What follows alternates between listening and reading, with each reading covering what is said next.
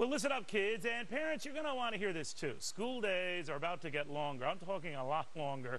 Starting next year, several public school districts in the United States are looking at adding 300 more hours to their school calendar years. That's like more than a month more of school. The goal is to make schools more competitive. And at least one education watcher is hearing all this and worrying about the costly fixes and wondering if we're just compounding the problem. Kyle Olson is with the Education Action Group. Kyle, I guess the gist of this is the longer you're at school, the more you're inclined to remember what you learn, the smarter you get, the more competitive our kids get, blah, blah, blah. What do you say? And that seems good on its face, but the problem is you've got this notion that quantity is better than quality. And so what states need to be looking at is quality. And what is the type of instructor that we have in front of kids? Are they effective? Are they ineffective?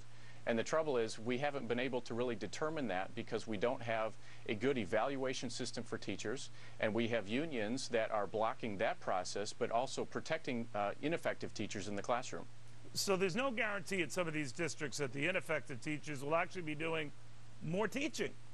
No, that's right. I mean, so if you have an ineffective teacher in the classroom, it doesn't matter if a kid is in there for 10 minutes or 10 hours. It's not going to make any difference. And so what schools and states and governors need to be focusing on is teacher quality.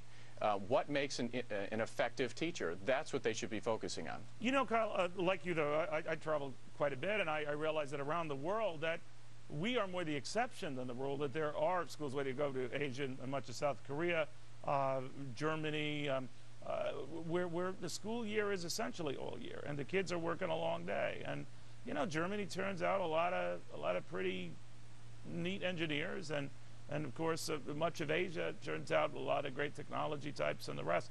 So they are getting bang for the education buck. Your fear is that it wouldn't be replicated here? No, because the trouble is you've got other countries. You take Finland, for example.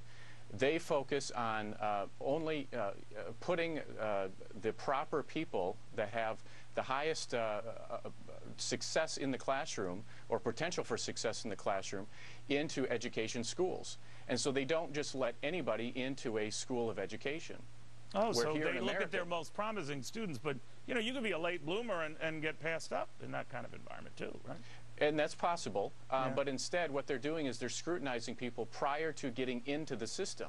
And what we do in America, unfortunately, according to international studies, is we have students who are graduating to become teachers are in the bottom third of their graduating class.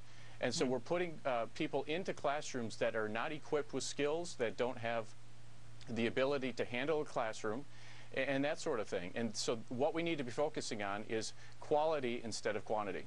Kyle, thank you very much. Thank you. We think airlines couldn't